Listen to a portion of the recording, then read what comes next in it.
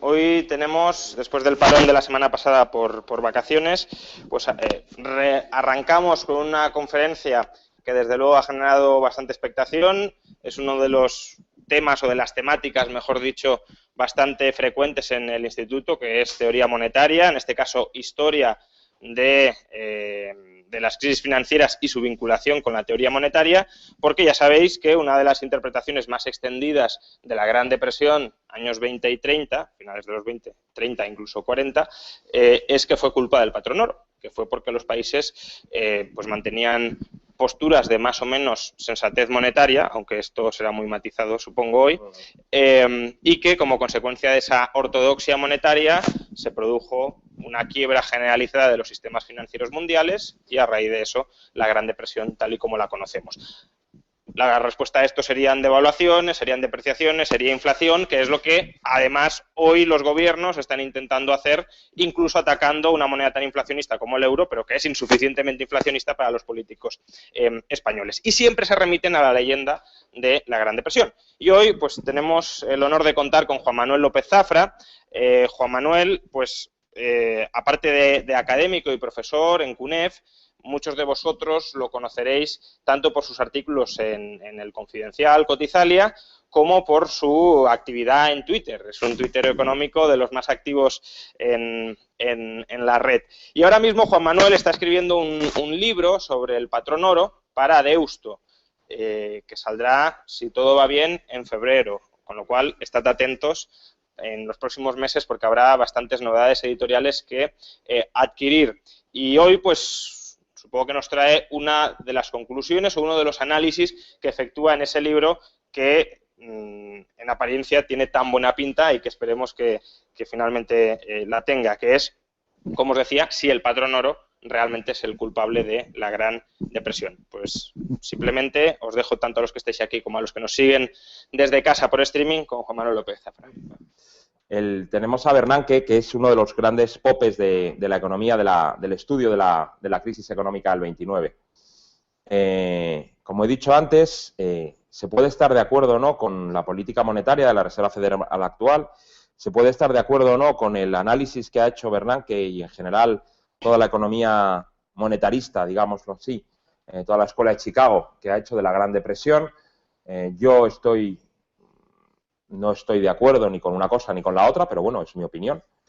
Y en todo caso no se puede negar que el nivel de profundidad al que ha alcanzado Bernanke en los estudios sobre la Gran Depresión es de los mayores que ha habido en la historia de la economía monetaria, desde luego, de la reciente economía monetaria.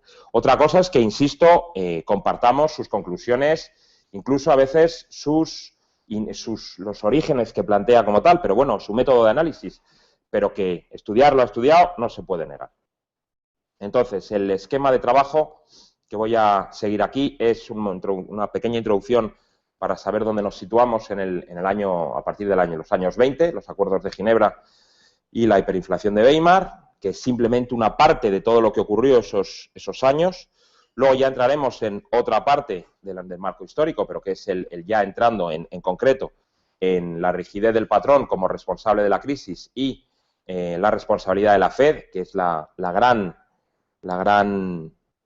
argumento de los monetaristas y de Friedman desde el año 63 y su historia monetaria de los Estados Unidos, que es cuando publicó hace 50 años el libro con Anna Schwarz. Y luego veremos, bueno, pues el análisis del ciclo, que supongo que será bastante conocido en esta audiencia y si no, bueno, pues lo recordaremos.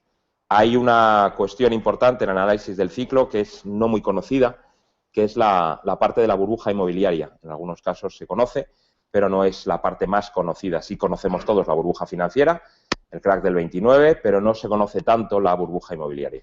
Y luego algo que a mí me ha causado mucha satisfacción encontrar, que es la explicación de Ritterhausen, cómo a partir de la teoría de las letras reales de Smith, pues construye un marco de análisis muy interesante para ver cómo precisamente fue la ausencia de un patrón oro definido y no su presencia la que llevó a la caída a la Gran Depresión de los años 20. Por último, lógicamente, veremos las conclusiones, ¿de acuerdo? Bien, el marco histórico los acuerdos de Ginebra, perdón, no de Génova, los acuerdos de Ginebra del año 22. Ahí es donde empieza el mantra keynesiano de algo de inflación es necesario para generar crecimiento. Ahí es donde realmente ya empieza a verse que las políticas que Keynes estaba preconizando y que todas confluyeron en su teoría general del año 36, todavía estamos a 14 años entonces, pero desde luego ya la idea de que existiese algo de inflación para generar ese crecimiento, aquí hay sitio. Gracias. Como digo, los acuerdos del año 22, lo que trató de hacer el Reino Unido fue una nueva jugada maestra. Esa jugada consistía en, como había ocurrido durante los 100 años anteriores, conseguir que el resto del mundo occidental, el mundo industrializado, el mundo que dependía básicamente de la potencia económica de Gran Bretaña, le volviese a resolver los problemas. ¿De qué manera? Bueno, pues básicamente tratando de conseguir que la revaluación que el Reino Unido había hecho de la libra esterlina, revaluación porque antes de la guerra la libra esterlina históricamente había tenido un tipo de cambio de 4,86 libras por dólar, y lo que pretende, dólares por libra, perdón, y lo que pretende después de la guerra, la inflación que se había generado debido a los gastos, por un lado, de guerra, y por otro, debido a los gastos enormes del creciente estado de bienestar británico, pues habían llevado los niveles de deuda a una cotización de 3,5 dólares por libra. Entonces, lo que pretende el Reino Unido en ese momento, en los acuerdos de Ginebra, es que el resto del mundo le resuelva los problemas. Pretende que convence al resto de países, pretende que el resto de países adopten unos tipos de cambio muy revaluados, como el suyo. ¿Por qué no acepta el Reino Unido una devaluación de su moneda? Pues básicamente por dos razones. La primera, por entonces se creía que devaluar era malo. Ya sabemos que eso se ha perdido y que ahora devaluar es bueno. Bueno, pues por entonces se creía que devaluar era malo, no era bueno. Y era malo por dos razones. Primero, por el nombre del deudor. En este caso, el nombre del Imperio Británico. El Imperio Británico tenía, como los Lannister, que hacer frente a sus deudas y pagarlas. Y en segundo lugar, porque el acreedor había que honrar la palabra que se le había dado al acreedor. Y lo que no se podía era admitir, lo que no podían admitir los políticos británicos, era que las deudas que el mundo había contraído con ellos, pues se fuesen a pagar en una moneda más débil. Entonces, eso provocó que el Reino Unido, a pesar de por ejemplo, la enorme bronca que montó Keynes, pues decidiese mantener la paridad previa a la guerra. Entonces, a partir de los acuerdos de Ginebra, se llegó a la conclusión de que Europa aceptaría un patrón oro, volvería a aceptar un patrón oro que estaba muy en entredicho por entonces. Keynes ya había planteado que volver al patrón oro, mantener el patrón oro iba a ser complicado, iba a ser contraproducente, pero el Reino Unido convenció al resto de países para volver a un patrón oro distinto al del que había existido hasta ese momento. Estábamos hablando que a partir del año 22 se plantea una pirámide de tres vértices. Por un lado la libra esterlina, por otro lado el dólar y por otro lado el patrón basado en lingotes. Ese basado en lingotes lo que significa es que el público general no tenía acceso al oro, sino que eran los países quienes liquidaban contra lingotes el comercio internacional que se liquidaba precisamente de esa manera. Por tanto, era un patrón oro bastante light, teniendo en cuenta lo que había ocurrido, salvo en Estados Unidos, que Estados Unidos seguía manteniendo en esos años el oro como moneda de curso legal. Las monedas eran de oro, junto con billetes, pero por supuesto las monedas eran de oro. El Reino Unido decidió que las deudas de la corona se podían pagar tanto en libra esterlina como en oro, libra y oro estaban enganchadas, como en dólares. Y el resto de países, con un tipo de cambio sobrevaluado, aceptarían la libra esterlina y ese vértice triple, esos tres vértices, como patrón de referencia. ¿Qué es lo que ocurre? Pues que el sistema se demostró completamente inviable, porque el Reino Unido había adquirido tal volumen de deuda con el resto del mundo, tenía tal volumen de gasto asociado al creciente estado de bienestar, que el sistema duró hasta el año 31. En el año 31, Reino Unido abandonó definitivamente el patrón oro después de una crisis brutal.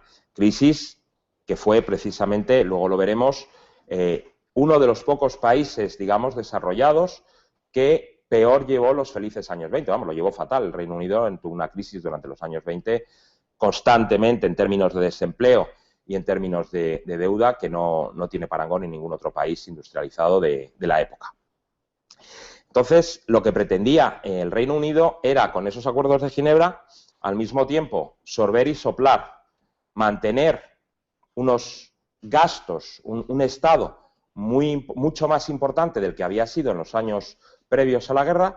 Tenemos que tener en cuenta que había habido una revolución en Rusia y que, por tanto, las clases proletarias estaban bastante molestas con el sistema capitalista. Entonces, ya en los años, a finales del 19, pues Bismarck montó el Estado del Bienestar en lo que es hoy Alemania, y a partir de ahí, pues los demás países, para precisamente tratar de evitar problemas de revoluciones, como ocurrió en Rusia, pues lo que hicieron fue cediendo, lógicamente, ciertas parcelas de poder del individuo hacia el Estado, ¿vale? Entonces, que no nos extrañe que el Estado del Bienestar británico y en Estados Unidos a partir de los años 30, fuese nada más que una consecuencia de la presión social. No era que los políticos quisiesen ese estado del bienestar, sino que era la forma de mantener el status quo, porque si no la revolución era prácticamente una consecuencia casi segura, como había ocurrido en Rusia, y había muchísimo miedo al respecto. Bien, como digo, se accedió al patrón oro, por un lado, en esa forma de lingotes. Es un patrón, por tanto, que no es el clásico. El clásico es aquel por el que lucha Huerta de Soto, entendámonos. La moneda de oro como libre circulación, y no, aquí hay una parte que está en los depósitos de los bancos centrales, que esa es otra de las cuestiones que vamos a discutir ahora, y por otro lado los billetes que están respaldados por esos depósitos.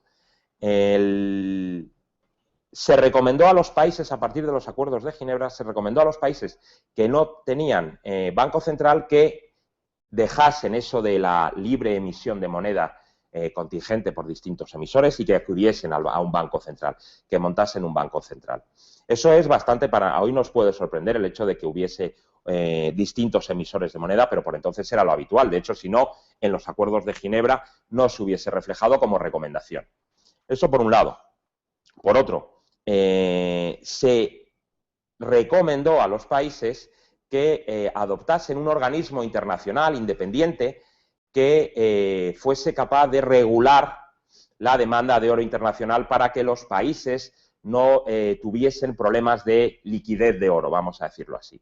Es decir, en los acuerdos de Ginebra del año 22 ya está la simiente del Fondo Monetario Internacional que nace a partir de los acuerdos de Bretton Woods en los años 40. Se rechazó esa idea, se retrasó 25 años, pero ya se planteó la idea de un fondo, de un organismo internacional que velase por el correcto funcionamiento del mercado internacional del oro. Es curioso cómo en los 100 años anteriores, la época gloriosa del patrón oro va del final de las guerras napoleónicas, en 1815, hasta la Primera Guerra Mundial.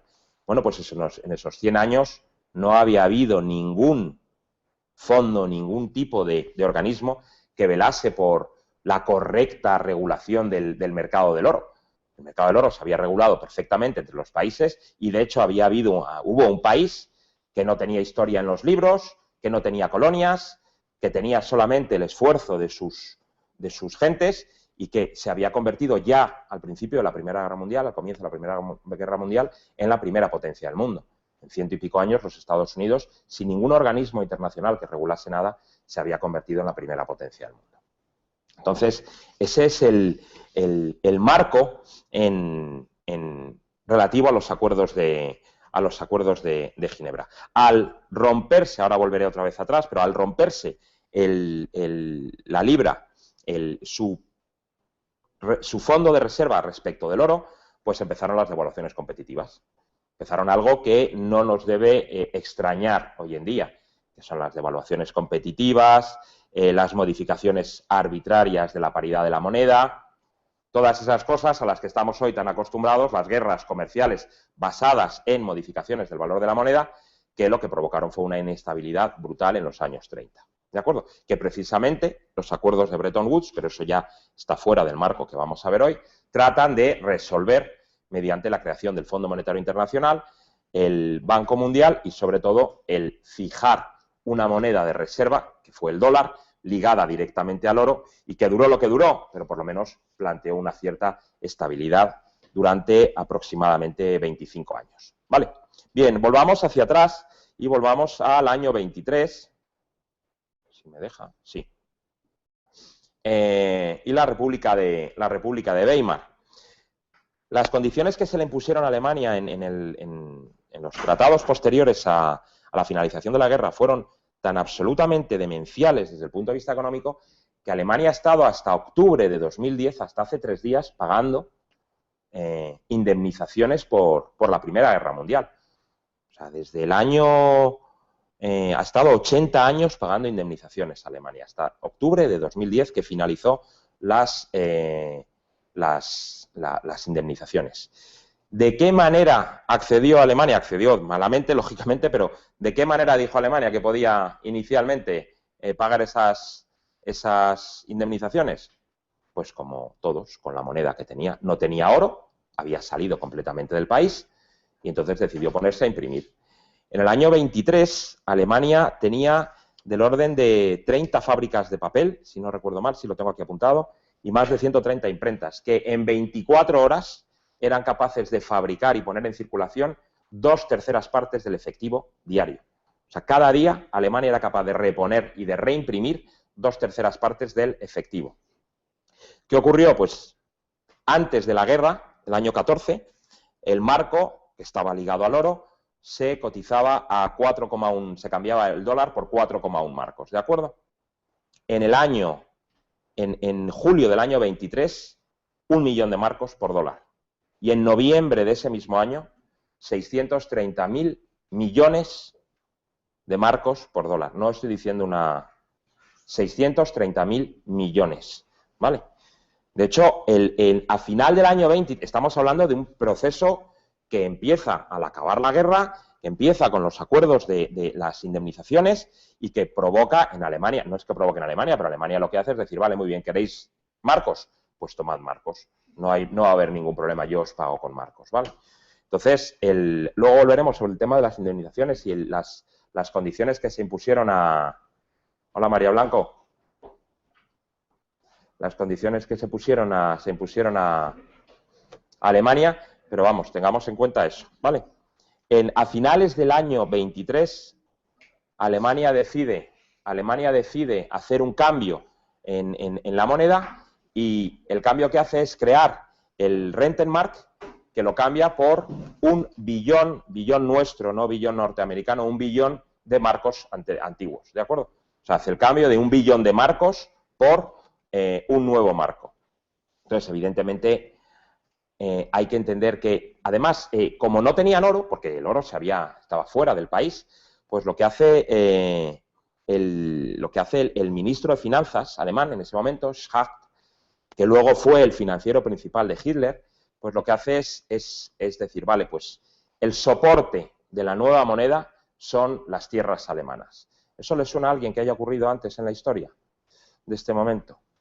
En 1790, los revolucionarios franceses expropian todas las tierras a la Iglesia y crean una nueva moneda, porque el oro había salido de Francia, estaba fuera de lugar, y crean una nueva moneda, los asignados, que se basan precisamente en el valor de las tierras expropiadas a la Iglesia y a la nobleza francesa. Es decir, 130 años después volvemos a un sistema donde el respaldo de la moneda es el valor, quién sabe cuál es ese valor, el valor de las tierras, en este caso alemanas. Lógicamente, en esas circunstancias, que son solamente 2 pinceladas las que he puesto, los acuerdos de Ginebra por un lado y la República de Weimar, pues aparece de repente así, sin que nadie sepa muy bien por qué, esto lo digo en broma, aparece la crisis del 29. Y digo que parece que no se sabe muy bien por qué, porque desde entonces lo que todos los medios y el pensamiento económico tradicional ha tratado de poner de manifiesto es que nadie fue capaz de predecir esa crisis.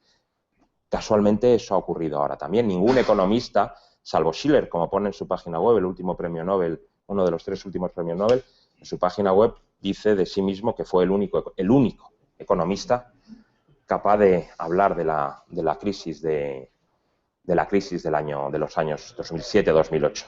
De él mismo se lo dice. No sé si habrá escrito un libro últimamente, pero desde luego eso es lo que dice. Voy a hacer un comentario muy cruel, pero lo voy a evitar. Lo dejo para luego. Bien, la cuestión es que no es cierto que no hubiese economistas que no previesen la crisis. De hecho, hubo un banco austriaco, el Creditanstalt, que quebró en los años 28, 29, 30, no recuerdo quién, y quien estaba llamado a dirigir y a participar en el Consejo de Administración era Mises, y Mises se negó a entrar en ese banco porque sabía que el banco estaba a punto de quebrar. O sea que perfectamente podía haber entrado, podía haber mejorado su vida durante unos meses al menos, pero él en cartas, en correspondencia con su mujer, le dijo que no entraba porque iba a haber una crisis de 3 pares de narices, no solo en ese banco, sino a nivel internacional.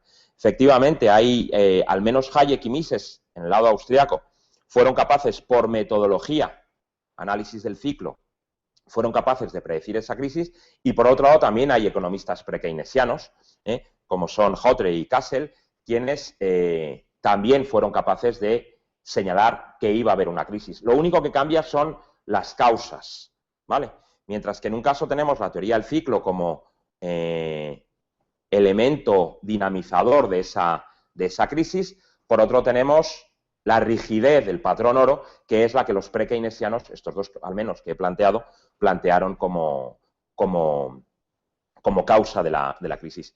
Los 4 economistas convergieron, tuvieron razón en ese sentido. Por tanto, insisto, es falso que fuese un acto divino, un act of God, el que produjese esa crisis y que nadie la esperase. No. Había varios economistas en todas partes, en todas las áreas, que estaban de acuerdo. Lo que ocurre es que el método de análisis para llegar a la conclusión de que iba a haber una crisis era distinto. Yo coincido más con una parte del pensamiento económico y hay otra parte del pensamiento económico que difiere completamente de lo que yo pienso. Evidentemente, si no, pues tendríamos la solución para la economía y todavía seguimos discutiendo cómo arreglar esto. ¿Vale? Entonces, en este marco, pues podemos entrar ya ahí está, en el análisis, digamos, monetarista. Es mucho más monetarista el análisis que keynesiano, porque lo que aquí coinciden prácticamente todas las escuelas de pensamiento en que, bueno, todas, las dos mainstream, coinciden en que tiene el análisis de Chicago es mejor, es más sólido que el análisis keynesiano. Bueno, eso no lo dice Krugman, evidentemente, pero en general lo dicen los economistas. Y aquí tenemos la foto del grandísimo Friedman por un lado y del mejor economista de la historia de los Estados Unidos según Friedman, que es Irving Fisher. Irving Fisher, que por otro lado, el creador de los índices de precios, el creador de todo lo que es el análisis cuantitativo, el padre de la economía cuantitativa, pues que el 26 de octubre del año 29, 3 días antes del crack, dijo que los precios, ya había habido unos cuantos, digamos, hundimientos, luego hablaré de ellos, en el mercado de acciones, pero él dijo que no, que eso era una meseta, que los precios habían alcanzado una meseta de la que nunca más volverían a bajar. Eso lo dijo 3 días antes lo dijo un sábado y el martes se hundió la bolsa. Se hundió a niveles pues, que conocemos perfectamente. Entonces, bueno, ojo, que meteduras de pata tenemos los economistas a diario, que porque dijese 3 días antes lo que dijo de la bolsa, lo único que hace es reafirmarnos en los cisnes negros, que no es fácil de predecir, ¿vale? Pero eso no quita la importancia de Fisher dentro de lo que es el análisis cuantitativo. Todo lo que actualmente rige o manda los análisis económicos a nivel de los gobiernos, todo el análisis de índices de precios, índices bursátiles, está basado en las aportaciones de Fisher.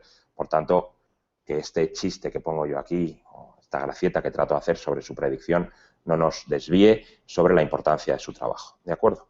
Bien, como ponía al principio en la primera diapositiva, es el santo grial para los economistas, según Bernanke, es conocer cuáles fueron las causas de la Gran Depresión. Ocurre que en el año 83, Bernanke, en uno de sus más importantes Bernanke tiene decenas de artículos sobre la Gran Depresión y sus causas. Bueno, pues en el año 83 tiene uno donde no habla en absoluto ni de la crisis inmobiliaria ni de la mucho menos conocida por entonces. Estamos hablando hace 30 años, pero es que hace 10 tampoco se conocía muy correctamente la crisis del mercado inmobiliario de la que vamos a hablar después. Una crisis del mercado inmobiliario que se desligó, se conoce que hubo una crisis en Florida, en Chicago, en Nueva York, una crisis en el mercado inmobiliario, pero que se ha desligado, no se sabe muy bien por qué, se desligó de la crisis del 29. Posiblemente porque la burbuja inmobiliaria estalló en el año 26, 3 años antes que la crisis financiera, y posiblemente porque es mucho más espectacular lo que ocurrió a partir del año 29 y a partir de los suicidios, de la gente tirándose por las ventanas. Eso ha llamado mucho más la atención que la crisis. Y veremos además posteriormente que otra de las causas que explica que no se tenga muy en cuenta la crisis inmobiliaria como detonante de la crisis financiera o de la crisis de la Gran Depresión o de la crisis financiera es porque no arrastró, curiosamente, aunque luego matizaremos esto curiosamente, no arrastró la crisis inmobiliaria, la caída de las inmobiliarias no arrastró a la banca detrás, por varias cuestiones que luego veremos. Que eso es algo que ahora ya no estamos acostumbrados. Ahora cae una inmobiliaria y con ella cae todo el mercado financiero detrás. Bueno, pues entonces no. Entonces funcionaron de forma relativamente aislada. ¿Vale? Luego veremos. ¿Qué dice Bernanke acerca de la Gran Depresión? Leo. Los shocks monetarios tuvieron mucho que ver en la gran contracción. Esto de la gran contracción es la fórmula que utiliza... A ver, Bernanke es muy friedmanita. Estuvo en el 80 aniversario de Friedman como invitado, y es un grandísimo seguidor de Friedman. Entonces, bueno, utiliza los términos que utilizaba Friedman. Dice, los shocks monetarios tuvieron mucho que ver en la gran contracción y estos shocks fueron transmitidos por todo el mundo principalmente gracias al papel del patrón oro. Por supuesto, añade, la evidencia muestra que quienes abandonaron rápidamente el patrón oro se recuperaron antes que quienes no lo hicieron. Ningún país que permaneciese en el patrón oro mostró ninguna recuperación económica significativa. Hombre, hay que tener en cuenta que en el año 31 abandona el principal país que sustenta el patrón oro, el patrón lingote, ¿vale? Patrón de cambio, no es un patrón tradicional, es un patrón con manipulación del Estado, desde el momento en que se pueden hacer modificaciones, luego lo veremos. La cuestión es que en el año 31 quiebra el patrón el Reino Unido, que se sale, y en ese año había 45 países bajo el patrón oro. Al año siguiente quedan 22 y en el año 33 quedan 14. O sea que se liquida completamente. No es que no tuviesen rendimientos significativos esos países, es que desaparecen los países que siguen el patrón oro. ¿Vale? El origen de este planteamiento es la historia económica y monetaria de los Estados Unidos, una historia monetaria económica de los Estados Unidos de Friedman del año 63, que escribe el libro con Anna Schwarz, y en el que acusa claramente a la Reserva Federal de haber causado la Gran Depresión. Pero no penséis que esa acusación tiene que ver con un intento de liquidación de los bancos centrales por parte de Friedman, que de repente hubiese tenido una vena austríaca. No, lo que dice Friedman es algo a lo que estamos acostumbrados. Los bancos centrales, la Reserva Federal, no hizo suficiente. ¿Vale? Siempre estamos con la misma historia de... Era importante, era fundamental que hubiese una Reserva Federal, esa es la postura de Chicago, y la Reserva Federal fue culpable de la Gran Depresión por no inyectar la suficiente liquidez, por no manejar correctamente los tipos de intervención. ¿De acuerdo? Eso es lo que voy a poner yo ahora de patas arriba, porque no considero, no yo, o sea, vamos a ver, el análisis, yo lo que he hecho ha sido leer mucho al respecto y convencerme de lo que voy a decir, pero bueno, me parece bastante claro que no fue esa, desde mi punto de vista, la causa. El crecimiento de los años 20, de los felices años 20 para Fisher, se debió básicamente a dos cosas. Por un lado, la prohibición del alcohol. Para él era fundamental que en Estados Unidos se prohibiese el alcohol y lo tiene escrito, o sea, era un poco moñas el hombre y decía que Estados Unidos había conseguido unos rendimientos enormes gracias a la prohibición del oro. No lo estoy ligando, del alcohol. Y por otro lado, la gestión científica de la masa monetaria gracias a los índices que él había creado. Esos índices que él pone a disposición del público a partir del año 22 o así, en uno de sus libros fundamentales, pues la Reserva Federal inmediatamente, índices de precios, la Reserva Federal los adopta como prácticamente propios y empieza a medir precisamente la evolución de los precios a partir de esos índices en vez de mediante referencias cruzadas, sino que ya tiene un índice de referencia, puede crear un índice de referencia, lo pone en el mercado y empieza a actuar en consecuencia modificando los tipos de intervención. ¿De acuerdo? Evidentemente esto plantea dos problemas, un problema técnico y un problema metodológico. El problema metodológico, que es el más preocupante para mí, es tratar de encerrar en un índice la actividad comercial, la decisión individual, encerrarlo en un índice y no ser consciente de las limitaciones que tiene eso, ¿de acuerdo? O sea, toda la actividad humana encerrarla en un índice y a partir de ahí considerar que si yo voy siguiendo correctamente el índice, seguiré entendiendo correctamente la actividad del individuo. Ese es el aspecto metodológico, por un lado. Y luego está el aspecto técnico, que es importante en su momento, pero es mucho menos de lo que pueda parecer. Y es que los índices, que eran potentísimos, estaban iniciándose, eran defectuosos de alguna manera. Quiero decir, no estaban perfeccionados al nivel que estamos hoy. Y daos cuenta que hoy mismo, con unos niveles de precios oficiales del 1 y pico % en la eurozona, pues ha habido el otro día un informe de, no me acuerdo qué organización, donde ha dicho, sí, la inflación oficial en España está en el orden del 2%, los precios en 850 supermercados en una cesta de productos que hemos evaluado han subido un 7,5%.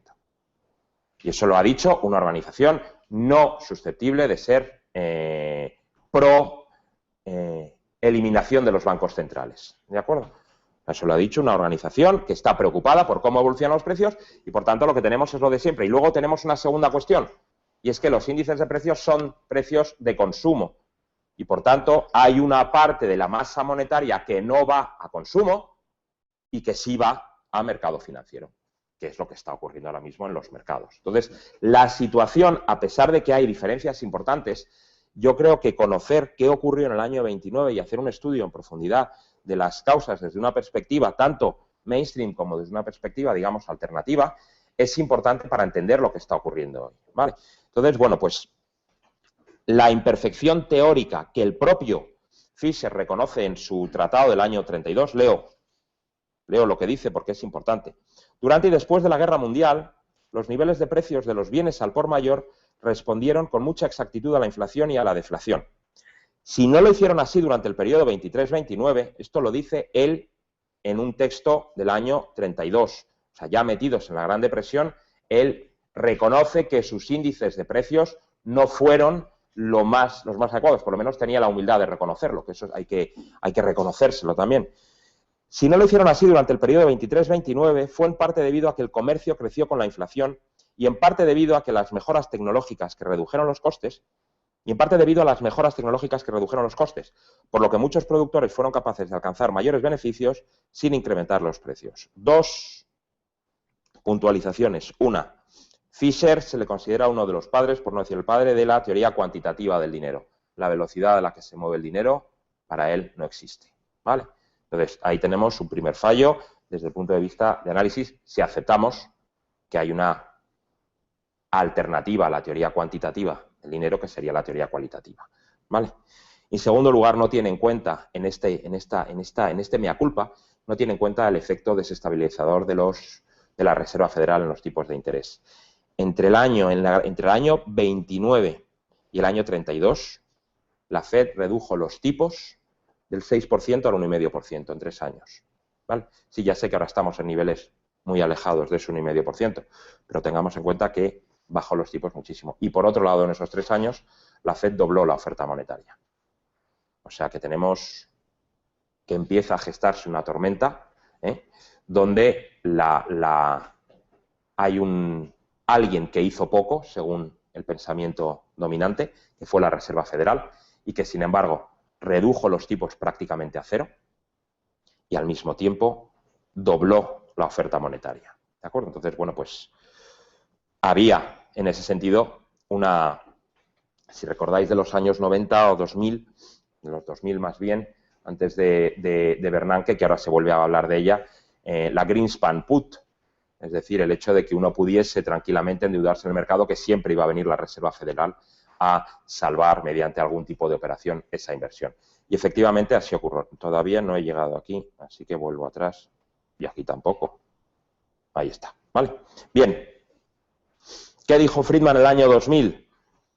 Por cada 100 dólares existentes en papel moneda, en depósitos, en efectivo, en divisas, en el año 29, en el año 33 solo quedaban 67. Es decir, a pesar de doblar la oferta monetaria, a pesar de reducir los tipos de interés a unos niveles, para Friedman no fue suficiente. ¿De acuerdo?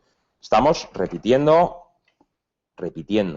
Estamos hoy repitiendo los mismos tipos de análisis que se han hecho respecto de la Gran Depresión. En marzo del 24, los depósitos totales de los bancos en la Reserva Federal alcanzaban los 28.000 millones de dólares. En junio del 25, 15 meses después, 18 meses después, 32.500. Esos 4.000 millones y pico que se incrementó la oferta monetaria no lo fue por necesidades del comercio. Entonces fue simplemente que la Reserva Federal decidió inyectar dinero para aliviar los problemas que estaba habiendo y evidentemente los bancos lo que hicieron fue invertirlo allí donde consideraron más oportuno, que básicamente fue en crédito por un lado y en bolsa, crédito al consumo por un lado y crédito a la inversión por otro en términos de inversión bursátil, ¿de acuerdo?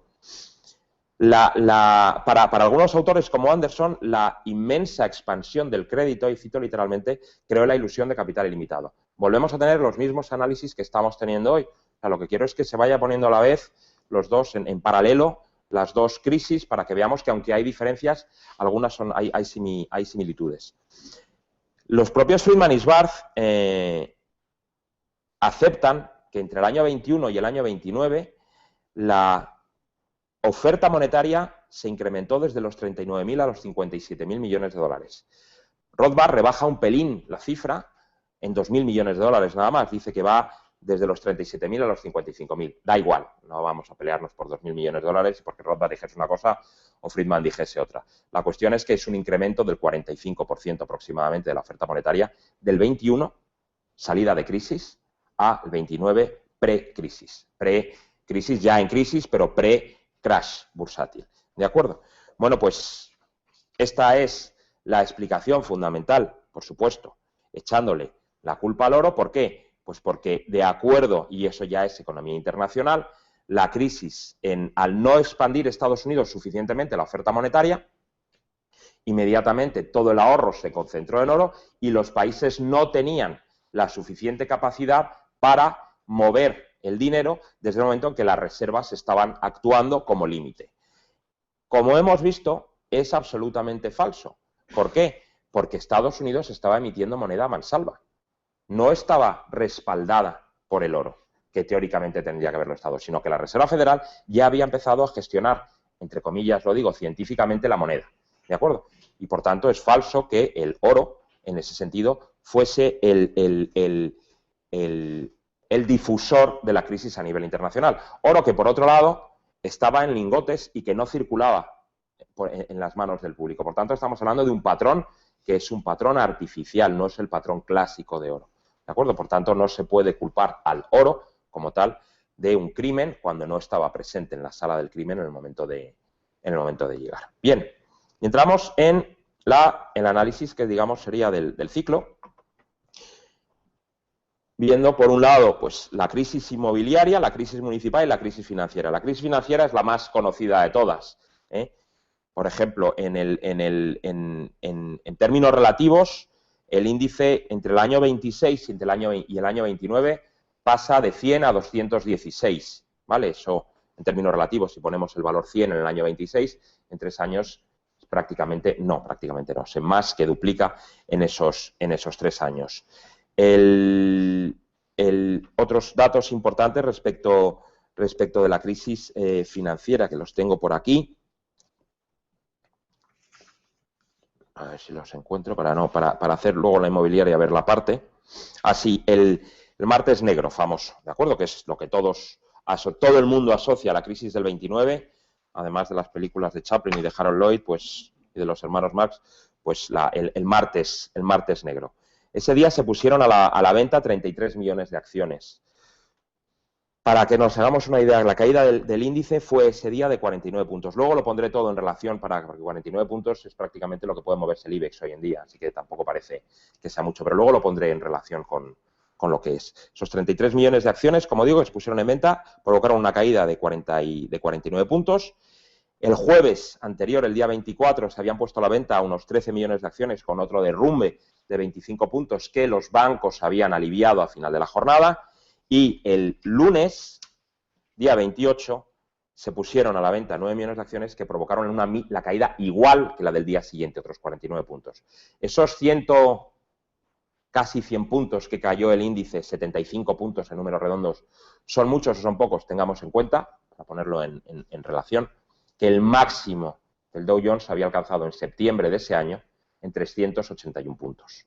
O sea, que estamos hablando de una caída absolutamente bestial, y que, por tanto, no es de extrañar el pánico que se produjo en las calles. ¿De acuerdo? Eso en cuanto a la conocidísima burbuja financiera, simplemente por dar unas cifras que pueden ayudar a ver la magnitud de esa caída. La que no es tan conocida es la burbuja inmobiliaria, o no lo era hasta hace unos años desde el punto de vista de la creación de una crisis. ¿De acuerdo? Bien, esta burbuja, nuevamente unas cifras para poner en contexto. En el condado de Cork, en las afueras de Chicago, ¿vale? En el año 28 había 151.000 viviendas acabadas y 335.000 pendientes de entrega. Para que nos hagamos una idea de lo que eso supone, de acuerdo con las tasas de crecimiento vegetativo de la población previstas en ese momento, no se hubiese acabado de vender el último piso hasta el año 60. Estamos hablando del año 29, estamos hablando de 30 y tantos años antes, de acuerdo con las hipótesis de crecimiento vegetativo de esa zona. En Niles Township, en Michigan, 9.000 habitantes, casas para albergar a 190.000. O sea que lo veamos por donde lo veamos, parece que casas había, digamos, para cubrir de sobra. El valor nominal de los permisos inmobiliarios en Miami, que es uno de ahí tenéis el Florida News y We Are Oversold, todo el mundo llamando a comprar vivienda. Como digo, en Miami, en el año en enero del 21, el valor nominal de los permisos inmobiliarios era de $89.000, ¿vale? En el año 25, en septiembre del 25, 4 años y medio después, $8 millones. Entre el 22 y el 31, en esos 10 años, es el periodo de 10 años de la historia de Estados Unidos donde más edificios de más de 70 metros se han construido en toda la historia de los Estados Unidos. Nunca se han construido tantos edificios de más de 70 metros como en el decenio que va del 22 al 31. Por otro lado, esa grandísima burbuja, que el pico fue en el año 25 aproximadamente, no provocó el colapso del sistema financiero. Luego volveré sobre ella. ¿Y por qué no provocó el colapso del sistema financiero? Pues por un sistema bastante curioso para hoy, que era el de la doble responsabilidad limitada. Los accionistas de los bancos tenían una responsabilidad limitada, por un lado, a la aportación que habían efectuado al banco, la acción, el par de la acción, y por otro, a la inversión que el banco efectuaba en su nombre. De manera que si el banco invertía parte del ahorro de los accionistas, invertía depósitos en inmobiliario, el accionista respondía. Claro, los bancos se la jugaban en ese sentido. Entonces, por supuesto, daban créditos en cada ciudad, en cada promoción. Había un banco, pero eran todavía bastante conscientes de que no podían enganchar a sus clientes en esa vorágine. Tengamos también en cuenta el valor del ratio de capital y reservas que había durante la crisis actual, entre 2008 y 2012, ¿vale? El ratio de capital y reservas, que es la parte sobre activos, ¿vale? La parte que el banco tiene para responder de las deudas, el ratio de solvencia fundamental, ¿vale? Pues en Estados Unidos, en ese periodo 2008-2012, ha variado entre el 9,3 y el 11,3. En Japón, España, Francia, Reino Unido, en el mismo periodo entre el 3,7 y el 6,4%, ¿vale? Para que nos hagamos una idea. En el año 16, en Estados Unidos, era el 18% para los bancos de ámbito nacional. Cayó después de la guerra, Estados Unidos entró en guerra en ese año, cayó porque Estados Unidos recurrió a los bancos para la financiación, cayó al 11%, que es el máximo que ha habido ahora en crisis, ¿vale? Cayó entonces hasta el 11%. En el año 24 se había recuperado hasta el 15% y entre el 25 y el 32 nunca fue inferior al 13%. Ojo, no había basileas, no había solvencias, no había ningún tipo de normativa que obligase a los bancos a mantener un cierto ratio de capital. ¿De acuerdo? ¿Por qué los bancos mantenían entonces un ratio de capital tan elevado para lo que se estila hoy en día? Pues por una sencilla razón, era la forma de captar clientes. Oiga, esta es mi solvencia, tengo un ratio de capital del 17, del 16, del 15, del 13.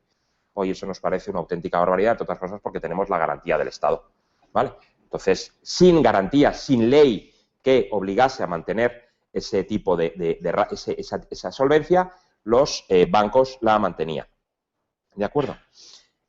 La investigación más reciente señala que el desarrollo del mercado de deuda y de participaciones inmobiliarias tuvo una importancia en la gestión de la crisis, en la gestación de la crisis, perdón, mucho más grande de lo que se creía. Por ejemplo, hubo más de 1.000 emisiones por más de 4.000 millones de dólares entre el año 19 y el 31.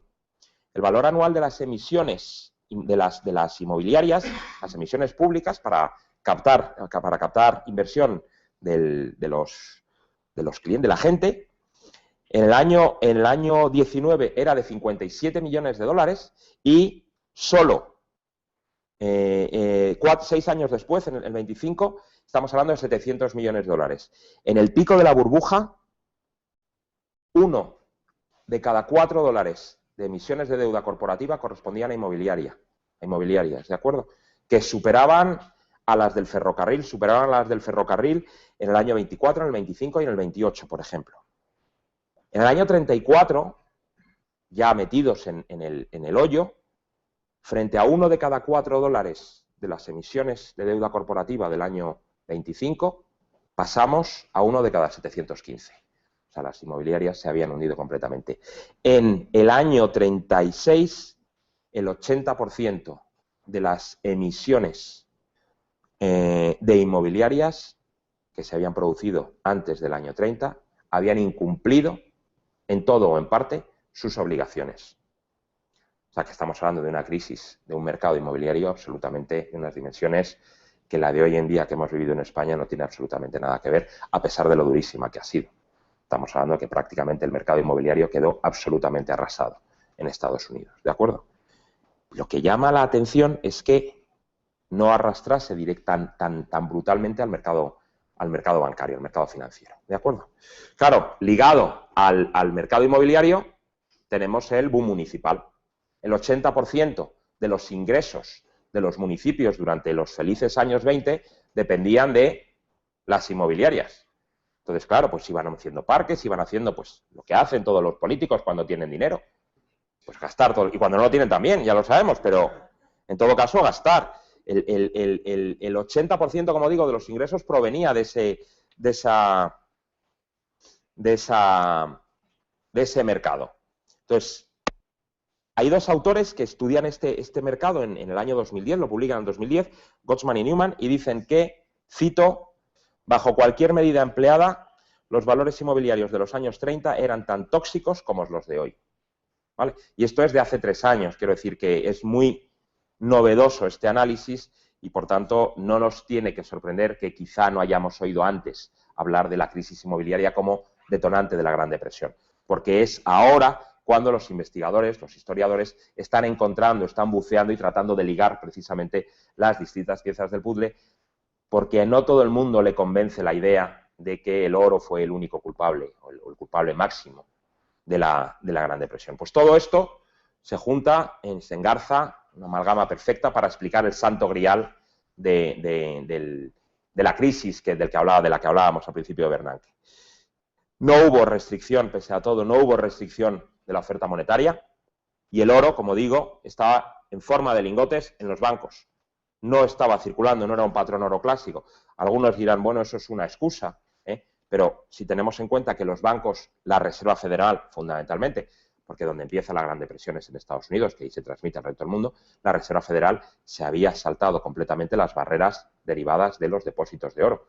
La Reserva Federal había empezado, la Reserva Federal de Nueva York, sin depósito de oro en sus arcas, porque no tenía, empieza las operaciones de mercado abierto en el año 23 con prohibición estricta de la Reserva Federal. Le da igual. Empieza a utilizar como contrapartida la deuda pública, que estaba prohibido, y no se legaliza hasta Roosevelt, hasta los años 30. 7 años antes, 8 o 9 años antes de la llegada de Roosevelt, la Reserva Federal, el Banco de la Reserva Federal de Nueva York, sin oro en sus cofres, decide empezar las operaciones de mercado abierto, a las que estamos ya tan acostumbradas casi mensualmente, y empieza a utilizar como contrapartida, en vez del oro, empieza a utilizar como contrapartida la deuda pública, que estaba, como digo, totalmente prohibido por los estatutos de la Reserva Federal. Por tanto, bueno, pues es un tanto excesivo acusar al oro de esta situación. Y llegamos a una explicación, voy a tratar de aligeraros un tanto, bueno, si habéis, quien haya leído a Fekete, que alguno habrá, sabemos de qué estamos hablando, pero vamos, este autor, Ritterhausen, tiene su libro Paro forzoso y capital, es una traducción bastante mala del título, pero solamente hay 2 traducciones del texto original, una en francés y una en español, ¿vale? Según Fekete, la traducción española no es muy buena, yo es la que tengo, he conseguido hacerme con ella, vale 4 perras parece que me ha costado $20, una cosa así, y porque debía estar bastante poco demandada por un lado, y por otro debía haber bastantes. Bueno, pues para Fekete el problema fundamental de Ritterhausen fue no haber nacido en Gran Bretaña. Según Fekete, si Ritterhausen hubiese nacido en Gran Bretaña y Keynes en Alemania, la historia se hubiese escrito de otra forma, ¿vale? Ritterhausen es la típica víctima que la historia, en este caso la económica, la escriben los vencedores. Entonces, él tiene un planteamiento paralelo al de Keynes. El libro es interesantísimo. Y tiene cuando uno ha leído a Keynes, como no puede ser de otra manera cuando uno es economista, y ve las explicaciones de todo, y luego lee, como me ha pasado a mí este verano, porque yo esto lo he leído este verano realmente, o sea, había leído cosas acerca de Ritterhausen, pero no he leído el libro hasta este verano. Y ve la explicación de Ritterhausen acerca de lo mismo y cómo uno está haciendo constante apelación al capital público, al gasto público, al ahorro del Estado, y el otro está haciendo constante apelación al ahorro privado para resolver los mismos problemas, pues se da uno cuenta que, hombre, hay alternativas, como digo siempre. Entonces, bueno, pues puede ser interesante en algún momento, se lo lanzo a Deusto, por si me está escuchando Roger, el hacer una buena traducción del libro, una traducción más actual, y ponerlo en valor, porque yo creo que es un libro realmente interesante. Bien, ¿qué es lo que plantea Ritterhausen como causa de la Gran Depresión? Que la compra, el Fekete la compra, o sea, Antal Fekete lee a Ritterhausen y dice, este señor, este hombre, es el que ha dado con las claves de la Gran Depresión. Hay que retrotraerse a la doctrina de las letras reales de Adam Smith, ¿vale? Entonces, cito al director del instituto, a Juan Ramón, y para Adam Smith son 3 las directrices que guían las doctrinas reales, ¿vale? Las doctrinas reales, las letras reales, la doctrina de las letras reales. Los bancos solamente pueden monetizar deudas comerciales que reflejen transacciones sobre bienes presentes a punto de llegar a consumo final y por un importe igual al de mercado en oro en plata de esos bienes de consumo, ¿de acuerdo? Es decir, lo que se plantea es que los años 1695 los bancos escoceses empiezan a detectar una mayor actividad fabril, empieza a haber unos trabajadores, ya pasamos del modelo post-medieval o medieval prácticamente, donde tenemos al artesano con sus ayudantes que viven con él, que él los alimenta, trabajan para él. Ya empezamos a tener una incipiente clase trabajadora y un incremento del comercio. Ese incremento del comercio supone un incremento de las letras de de las letras, del pago mediante letras. Entonces, el fabricante recibe y descuenta en el banco una letra y, evidentemente, hay un plazo de tiempo, estaba establecido en alrededor de 90 días, 3 meses, durante el cual, si esa letra se espera a maduración, pues si uno tiene un empleado y vive con él, un ayudante, pues no hay ningún problema porque seguirá comiendo, pero si ya lo que tiene es una pequeña fábrica, hay que pagar salarios y no hay dinero. Entonces, ¿qué hacen los bancos? Los bancos cogen y esas grandes letras las trocean y crean billetes. Billetes que están soportados en ese acto comercial, en la letra, ¿vale? Entonces, como dice Ritterhausen, no se trata de emisión crediticia. Se trata simplemente de fragmentación de una letra y de acoplamiento de plazos. La letra va a vencer dentro de 90 días. Yo lo que hago es, vale, pues como hay que pagar a los trabajadores, fracciono esa letra. La garantía es los bienes que están a punto de llegar al consumidor, y en el momento en que llegan al consumidor se salda una acción contra la otra y tenemos el sistema con el mismo nivel de crédito nulo prácticamente que había al principio. Por tanto, no lo entendamos como una emisión crediticia, sino como una fragmentación y un acoplamiento de plazos. ¿De acuerdo? Bien.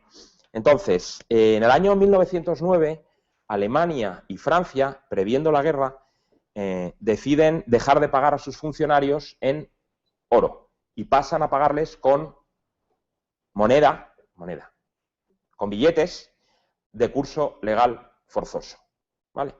Entonces, ese cambio es fundamental porque el 40% de los billetes que había en circulación, de la moneda que había en circulación, estaba respaldado por las reservas de oro, ¿vale? Y el 60% restante por el crédito comercial, por las letras, ¿vale? Entonces, ¿qué ocurre?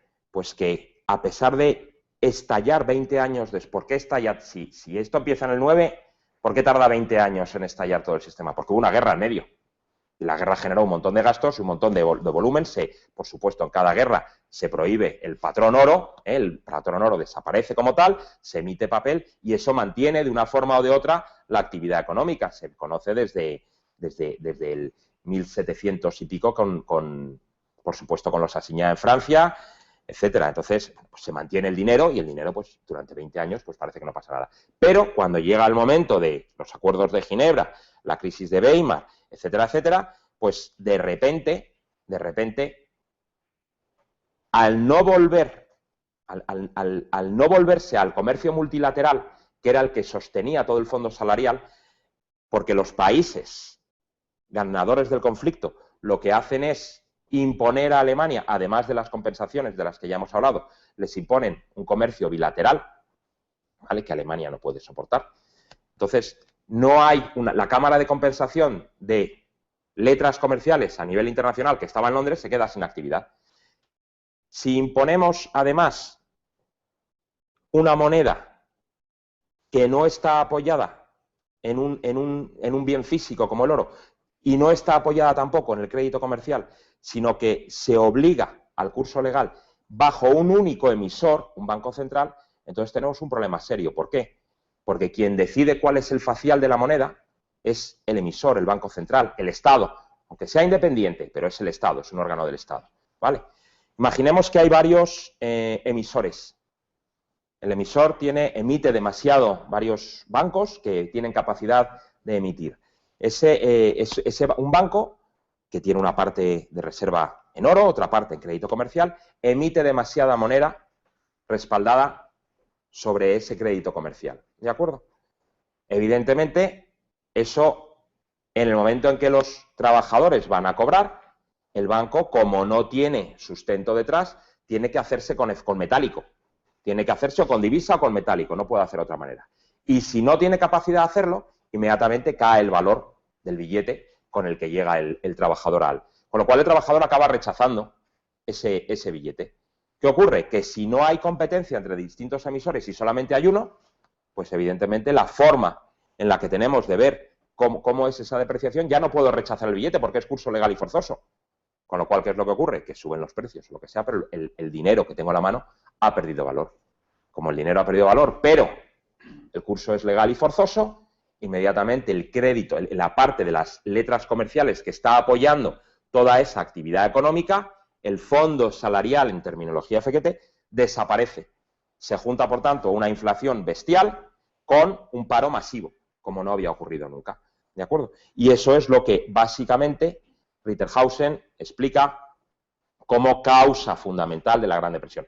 ¿Se podía haber evitado? Sí, se podía haber evitado, sí, en el momento en que los países deciden restaurar el patrón, aunque fuese un pelín artificial, como hemos visto, deciden al mismo tiempo no castigar más a Alemania y hubiesen vuelto a un sistema multilateral de comercio. Eso se viene abajo y, por tanto, evidentemente, se crea, como digo, la inflación provocada por los bancos centrales, por un lado, y la desaparición del fondo de salarios, por otro. ¿Vale? Entonces, bueno, pues esta es la explicación más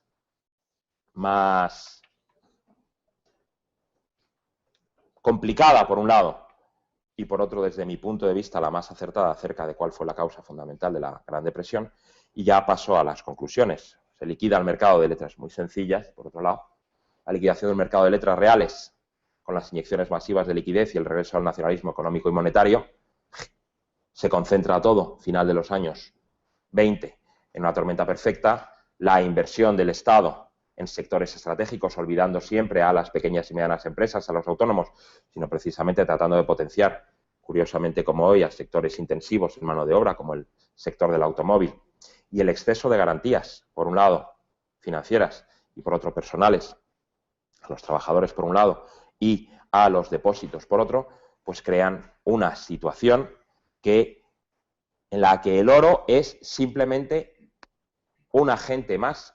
El oro está mirando a ver qué pasa. El oro no actúa. Los países no están ya constreñidos por las reservas que tienen de oro. Los países a partir del año 30 empiezan las devaluaciones competitivas y se olvida completamente uno del patrón oro. El hecho de que hubiese habido una crisis previa y que se abandone el patrón oro no es nada más que para desabrochar el cinturón de gasto que los países... Es la excusa perfecta que tienen los países para decir, mire, esto hasta ahora ha venido muy mal, tengo que hacer frente a mis gastos, tengo revoluciones sociales en ciernes y, por tanto, me olvido de la ortodoxia tradicional. Y me pongo a emitir, me pongo a imprimir y me pongo a pagar con deuda más que con dinero. ¿De acuerdo?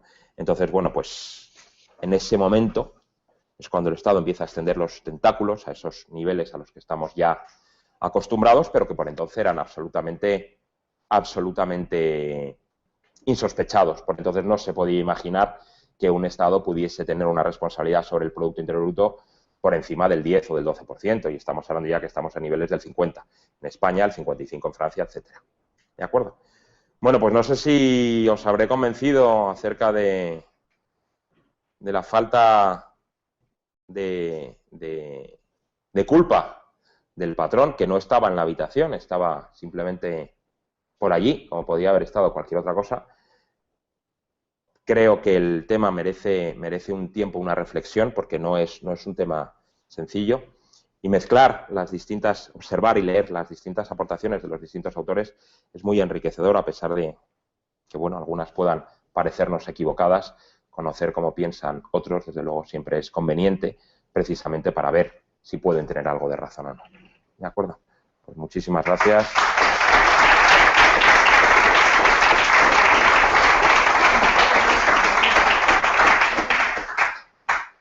Dígame.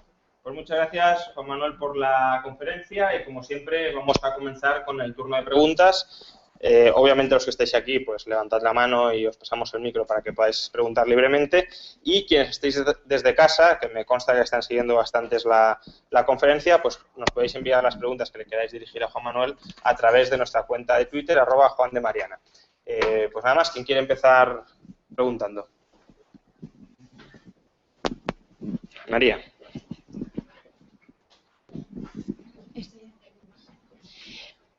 Buenas tardes. Buenas tardes.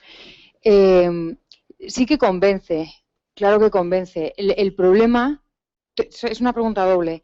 El problema es cuáles son las razones, o la razón, si es solo una, que lleva a que, a pesar de que en teoría convence y es un argumento sensato el tema del patrón oro, o por lo menos parece que no solamente quienes defienden la idea de volver a un patrón oro, sino quienes defienden otro tipo de patrón monetario, sistema monetario, todos coinciden o coincidimos en que la política monetaria y lo que se está haciendo no está bien porque no es solvente y nos lleva al borde del precipicio, al fondo del precipicio en el cual estamos en el borde precisamente, ¿no? Pero ahí seguimos. Es decir, tenemos las teorías, no solamente todo lo que has expuesto, sino... El borde del precipicio. Yo creo bueno, hemos pasado el borde del precipicio. Como lo del coyote, lo que pasa es que estamos todos detrás. Estamos todavía, sí, silbando, andando por el aire. Sí. Pero no parece que vaya a cambiar. No. Tenemos las buenas teorías, pero no nos oye nadie. Nadie hace caso y es como predicar en el desierto que estamos haciendo mal, porque parece, partiendo de la base súper soberbia, de que tenemos las buenas teorías, entonces, ¿qué estamos haciendo mal? Y la segunda pregunta es, ¿y el libro de Ritterhouse que no se pone en las universidades? No, ¿no? O sea, manuales, como manual de universidad, no, ¿verdad? Si lo recomienda Fequete, ¿cómo va a estar en la universidad? ¿Cuál es la razón? O sea, ¿qué maneja el barco de los libros universitarios y por qué esto no se enseña en las universidades? Aprovechando que usted es profesor de universidad privada, claro, además... Es que yo soy del lado oscuro, yo soy del área cuantitativa. Yo soy del área estadística y, por tanto, yo aquí no tengo ninguna influencia. Vamos a ver. El tema de los libros. A mí Ritterhausen no sé si lo pondría como manual. Desde luego, yo creo que tendría que estar en algún doctorado de teoría monetaria o teoría económica. Tendría que estar, porque es un libro con una quizá mejor traducción. Yo no soy quien para criticar la traducción. Me fío de lo que dice Fequete, que señala, he pedido ya la versión francesa porque él dice que es mejor traducción. El título de Paro forzoso y capital, que traducen los autores, le pedí a un conocido que habla perfectamente alemán, le dije, oye, ¿cuál es la traducción del título en alemán? Me dijo esta, no tiene nada que ver, no me acuerdo ahora lo que me dijo, pero no tiene mucho que ver, ¿vale? Entonces, el tema de los libros en general es un tema muy delicado. A mí que Ritterhausen se conozca poco, pues lo entiendo, lo comparto y casi hasta no lo voy a aplaudir porque me parece tremendo, pero no me extraña. Pero me preocupa mucho más que autores como, o sea, que un alumno acabe administración de empresas o economía sin haber oído hablar de Mises, de Rothbard o de Hayek. De Hayek, si acaso, se ha visto la lista de los Nobel, porque algún profe le ha dicho echar el vistazo a los Nobel. Pero eso me parece mucho más preocupante. Me parece muy preocupante. No sé si mucho más, o me parece más preocupante, ¿vale? Pero es un tema de cómo funciona el mercado mainstream, cómo funcionan las revistas científicas, cómo funciona el análisis dominante y cómo ha funcionado la economía en estos años. Se ha rechazado completamente, se ha dado por supuesta que la intervención pública es necesaria y quien rechaza mucha intervención pública lo que acepta es manipulación de tipos de interés. Y esos son los dos únicos focos del pensamiento que hay, ¿vale? Entonces no se sale de ahí y no se va a salir en muchísimo tiempo. No se va a salir porque siguen controlando. Hay una vía de salida, puede haber una salida, pero es demasiado terrible y es que esto pete en algún momento. Claro, porque entonces, no, pero a ver, me refiero que pete como petó en la crisis del año 2007-2008 y que nadie fue capaz de predecir. Entonces ya de repente hubo gente que dijo, ¿cómo que nadie? ¿Cómo que nadie?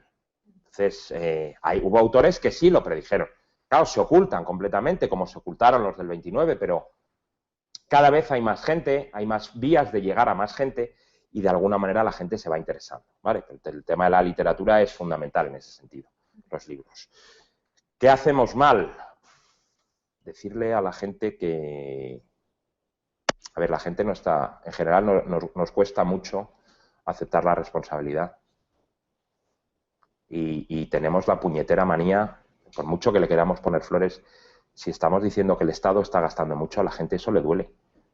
O sea, hoy he leído una nota de no se pondrán el lazo rosa quienes apoyan los recortes, que me ha parecido absolutamente sangrante. Juan Ramón Lucas. O sea, me parece absolutamente sangrante. Resulta que debe ser gente que en su vida ha tenido que escoger. O sea, tienen la enorme suerte, una parte de esta población, de que en su vida ha tenido que escoger entre dos cosas por ser incompatibles, que se ha ido de vacaciones donde ha querido. No nos hemos podido ir de vacaciones los últimos 10 años. Habéis tenido que escoger entonces. ¿Por qué no podemos escoger a nivel social? ¿Por qué no podemos escoger todos? Bueno, pues decir que hay una responsabilidad social en la elección, que no se puede tener todo, eso molesta, eso duele y eso es absolutamente impopular. Eso es lo que hacemos mal. Pero el problema es que no tiene vuelta de hoja. Porque no puedes decir, no, pues escoge, pero yo te doy todo para que no tengas que escoger, qué es lo que te gusta. No se puede. Claro, desde luego quienes hacen los recortes son posiblemente los más culpables de todos, porque hacen los recortes donde les da la gana. O sea, entiendo ese comentario que he hecho de Lucas, yo lo veo desde una perspectiva, pero hay que también tratar de verlo desde la otra. Y es que hay una parte enorme de la población que está diciendo, efectivamente, están recortando en sanidad, cuando no están recortando en el chocolate del loro famoso, en los coches oficiales, etcétera, etcétera. Pues hay que tener en cuenta que una parte de razón no le falta. Los políticos se eligen a su modo, pero volvemos a tener un problema de elección. Y ese problema de elección y de transmisión, de que a nivel individual, a nivel familiar, a nivel de barrio, a nivel de ciudad, a cualquier nivel en el que ya nos asociamos, hay que hacer una elección y que esa elección duele. Siempre. Porque elegir es renunciar. Y si renunciamos, hay algo que duele. Aunque estemos conformes con la elección final que hayamos hecho, pero tenemos que renunciar a algo y eso molesta. Molesta mucho. Es mucho más fácil que te digan, mira, autopistas, AVEs, aeropuertos, puedes ir a Valladolid como quieras. En avión, en autopista, o por autopista, o en AVE. Elige. Joder, tengo capacidad de elección, qué maravilla. Claro, te ocultan los costes. Pues es el problema que tenemos, que es que no estamos siempre con la batuta diciendo, hay que controlar el gasto, hay que controlar el gasto, el dinero no se expande como la materia ilimitadamente. Pero bueno, eso tenemos problemas. Nos llega una pregunta desde Twitter. John Müller quiere saber si tienes... Bueno, John Müller estuve hace unas semanas en el instituto con una conferencia muy interesante sobre las elecciones de Chile. Le vi. Quiere saber si tienes una hoja de ruta para reimplantar el patrón de oro hoy. Voy a hacer como algún autor conocido, amigo suyo además. Me remito a mi libro cuando salga. Lo tengo en mi libro. Sí hay una ruta, no la voy a desvelar ahora, pero sí hay una ruta. Hay una ruta. La que no puede ser es la de salirnos del euro como españoles, como país, como provincia, salirnos del euro e implantar el patrón oro para llenar este país de que sea esto la Suiza áurea internacional. No es España quien puede dar ese paso. No puede ser, es más discutible, no puede ser Europa la inicial, sí pueden ser los Estados Unidos, pero claro, ahí dependerá mucho de lo que ocurra con China, que es el principal acreedor de Estados Unidos. Si China en algún momento llega a decir que ya está bien, entonces tenemos un problema con los Estados Unidos que puede provocar que vuelva a una racionalidad. Y si Estados Unidos da de algún modo el paso, ya es un castillo en naipes. Ya no hay vuelta atrás. Pero eso no sé si lo llegaremos a ver. Me temo que no. Pero sí hay, Müller. Sí hay, John, sí hay un... Pero vea mi libro. Al final todo se traduce en la inflación. La gente no se percata de cómo le afecta y entonces no tiene responsabilidad a la hora de exigir al Estado una eficacia que es lo que nos falla. Ahí tienen mucha responsabilidad los medios cuando nos dicen, cuando nosotros pensamos que hemos perdido, aceptemos que el IPC, es una hipótesis que yo no acepto, pero vamos a trabajar con ella, que el IPC refleja correctamente la inflación, ¿vale? En consumo. Y que hay un 2,2% anual de inflación. La gente piensa que piensa que al principio de año tenía 100 y al final le quedan 97,8. Pues mira, tampoco he perdido tanto. 2 céntimos de cada 100 no van a ningún lado. Porque claro, la gente no piensa en miles, piensa en céntimos, pues normal. Los medios, el problema, lo que yo creo que deberían hacer es esa inflación proyectarla a 25 años. O a 10 o a 15 aún. Mire, es que si seguimos a este ritmo, usted en 25 años habrá perdido un 30% de su poder adquisitivo. Y la gente ya puede empezar a pensárselo, ¿vale? Porque claro, todos los años se pone el contador a cero. Este año hemos tenido un 2,9% de inflación. No hay inflación. Este año hemos tenido un 2% de inflación. No hay inflación. Este año un 2,2%. Oiga, es que cuando... No, pues si las sumo, 2,9, es que no se pueden sumar. Es que son multiplicativas. Claro, la gente, ya hemos visto A ver, no es una crítica, es un hecho. La gente tiene problemas para manejarse con las matemáticas.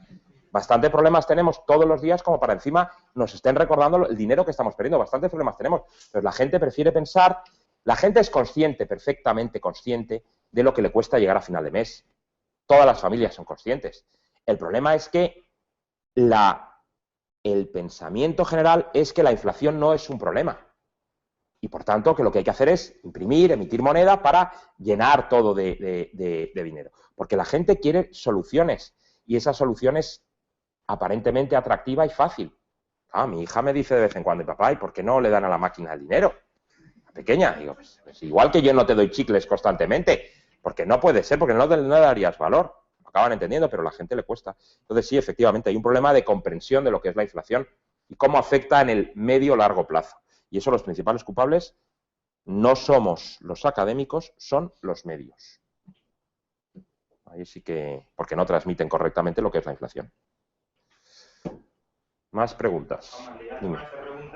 ¿No crees que no solo la inflación, sino la deflación, entendida como acumulación previa de mala deuda y destrucción de esa mala deuda, es, yo creo que casi tan o más importante? Actualmente. No solo actualmente, sino como, es decir, la virtud del oro, ¿cuál es? Que impide la inflación y que luego impide la deflación. Porque, es decir, que impide que se acumule sostenidamente durante muchos periodos de tiempo muy mala deuda que termina pinchando y colapsando. Efectivamente, tienes razón.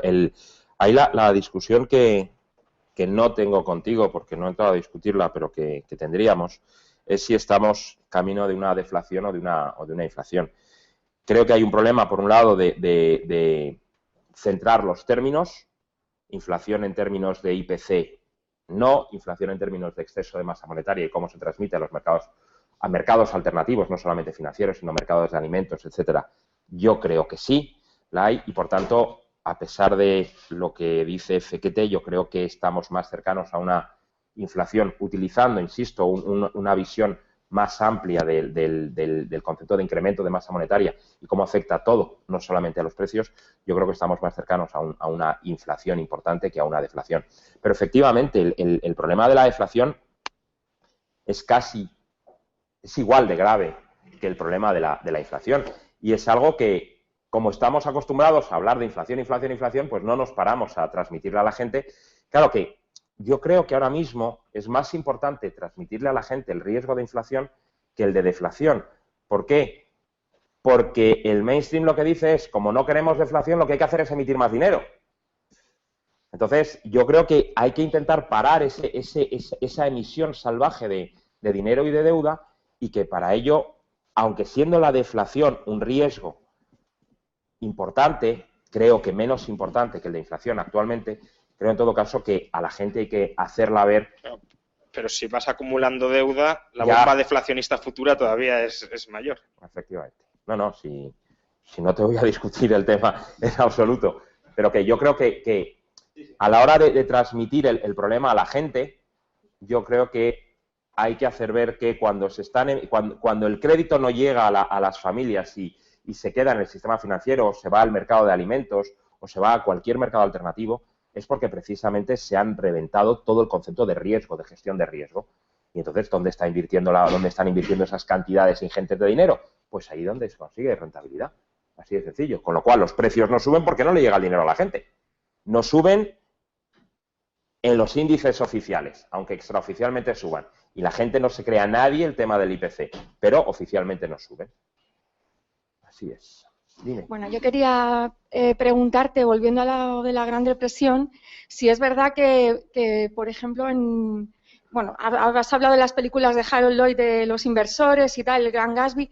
Ahí hubo una época que todo el mundo quería invertir, o sea, se compraba libros, incluso hay fotos que dicen que pueblos que no tenían ni cantina, a lo mejor creaban un garito para invertir y la gente se compraba libros o invertía. Y sí, hubo un boom. Sin saber cómo en negocios... Ramón hubiese sido un genio en aquel momento vendiendo libros, por ejemplo, porque la gente tenía un interés financiero bestial. O sea, se creó una cultura financiera mal enfocada, mal Sí. enfocada, las consecuencias son evidentes, pero los bancos transmitieron esa muy bien y bueno, y las películas y los teatros transmitieron muy bien esa sensación de inmensa riqueza que se estaba creando, que se estaba generando en los mercados financieros. Efectivamente, es totalmente real. Sí. Pero claro, era una burbuja, o sea, ¿cuál era el sostén, cuál era el respaldo de esa inversión? Exclusivamente el dinero que estaba llegando al mercado por parte de la expansión monetaria de la Reserva Federal. Exclusivamente. No había una creación real de riqueza. Si es que lo he dicho antes, entre el 24 y el 25, en 18 meses, se incrementaron en 4.000 millones las reservas de los bancos en la Reserva Federal, los depósitos, ¿vale? 4.000 millones, que estamos hablando de un 20%, ¿eh? No estamos hablando de un nada. Exclusivamente, o sea, no había actividad comercial que lo respaldase. Era simplemente necesidad de los inversores, de la gente, de invertir en activos financieros, activos inmobiliarios en aquel momento, básicamente. Y consumo, ¿no? El aumento de automóvil. Pero el consumo, a ver, sí, hubo por supuesto, y hubo unos incrementos de salarios importantes en el sector, por ejemplo, del metal, fue de un 25%, en químicas tuvo un 22%, pero luego en el sector de bienes de consumo el incremento de salarios no fue tan bestial. Pero sí, claro que la gente compraban casas y querían equiparlas.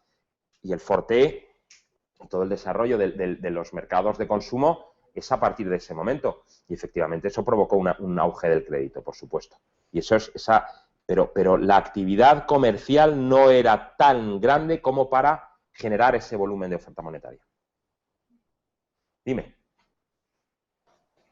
Juan Manuel, otra pregunta que nos llega de Twitter. Manuel Jiménez quiere saber, ¿la situación actual es reversible? ¿Y qué catástrofe puede hacer que se vuelva a algo más sostenible? Pues Krugman diría que un ataque alienígena. Pero no me parece. A ver, yo no soy nada catastrofista, quiero decir. Yo creo que de esta crisis vamos a salir generando otra crisis. Durante un periodo vamos a tardar, desde mi punto de vista, creo que vamos a tardar más que lo que indican las previsiones oficiales en salir realmente de la crisis, entendiendo cómo salía la crisis, la creación de un empleo sostenido, ¿vale? O sea, no un crecimiento del 1%. O sea, a mí técnicamente salir de la recesión creciendo 0,1 no me parece que sea moralmente planteable. De la crisis se sale cuando la gente empieza a sentir que sale de la crisis y eso es cuando se reduce el desempleo. ¿Vale? Entonces, ¿va a haber algún tipo de catástrofe que nos pueda? Yo, sinceramente, espero que lo que hagamos sea aprender de qué ha ocurrido. Soy también bastante escéptico, que aprendamos de por cuáles han sido los errores que hemos cometido. Una de mis obsesiones, por ejemplo, en los 2 últimos años con los alumnos que tengo en métodos de decisión, en CUNEF, es que entiendan las causas de la crisis. O sea, que sean capaces como economistas cuando acaben la carrera acabar tercero de carrera, de tener una discusión, una charla con alguien y de poder contravenir o no, de haber pensado en las causas de la crisis. Entonces, yo creo que es fundamental que la gente entienda qué es lo que ha ocurrido y que seamos capaces de transmitir a las generaciones más jóvenes que hay alternativas a este sistema de emitir por emitir y de volver es que no ha sido suficiente la creación de dinero y que necesitamos más dinero y eso hay que imprimir, darle a la maquinita y ahí tenemos las 3 flechas de Shinzo Abe en Japón y lo bien que va Japón. Bueno, vamos a ver, es que no va bien. Entonces, si conseguimos transmitir a una parte de la generación futura, a una parte mayor que la que se nos transmitió a nosotros, que haya más gente que esté de acuerdo con que hay alternativa al sistema de crecimiento insostenible basado exclusivamente en el crédito, yo creo que eso ya es bastante. Y por otro lado, la gente el problema es que hay una parte del pensamiento económico que sigue diciendo que el Estado o el gobierno no es una familia y que no consume como una familia. Si tenemos que una parte fundamental, economistas contra la crisis o frente a la crisis, se pasa el día diciendo lo mismo, ¿no? Es que el Estado tiene que gastar mucho más. Y hay gente que dice que sí. Pero claro, luego en su casa cada uno no lo hace porque no es sostenible. Bueno, pues se trata de que la gente entienda y se plantee por qué el Estado funciona de una forma y en casa tengo que funcionar de otra. El día que la gente sea consciente de que no pueden funcionar de forma distinta, como ha ocurrido históricamente durante 1930 años, más todos los anteriores a la era cristiana, pues llegaremos a una solución a este problema. Será larga, pero yo espero que, vamos, lo espero sinceramente por mis hijas, que vean un mundo mejor. Pero ya veremos si lo consigo o no. Otra pregunta recibida en Twitter, un comentario que viene de Refugio Liberal. China ya acumula 10.000 toneladas de oro, más que las 8.000 y pico de Estados Unidos. ¿Ve posible una vuelta al patrón oro? A ver, el libro dice que sí. Yo creo que sí es posible, pero claro, el tema es un tema muy complicado porque efectivamente China y la India han acumulado muchísima cantidad de oro. Los países asociados al FMI han vendido en los años, hace 10 años, han vendido prácticamente todo lo que han podido de sus reservas de oro y habría que volver pero el comercio al final es el que va a ver, hay un periodo de transición, o sea, no llega uno y dice 1 de enero de 2014 tenemos el oro de vuelta a patrón oro. No, esto es un periodo largo de 25, 30 años, durante el cual las economías se van adaptando. O sea, el paso al euro no fue un paso de la noche a la mañana, fue un paso de prácticamente 50 años. Desde antes, de la Unión Económica del Carbón y del Acero a la Comunidad Europea, de ahí de la CE, de ahí a la Unión Europea y de ahí a la Eurozona. Entonces es una transición lenta, prácticamente irreversible, salvo tortazo, que es posible, pero prácticamente irreversible. Pero la cuestión es que es lento, pero siendo lento es posible. Igual que el euro supuso, desde mi punto de vista, muchas más ventajas que inconvenientes, a pesar de la subida de precios que hemos tenido. También es cierto que se han conseguido que España esté en un club donde le hubiese costado mucho estar de otra manera, y haber conseguido abrir si no solo hay que ver el problema que hay con Cataluña y la salida posible de la Unión Europea y de la eurozona.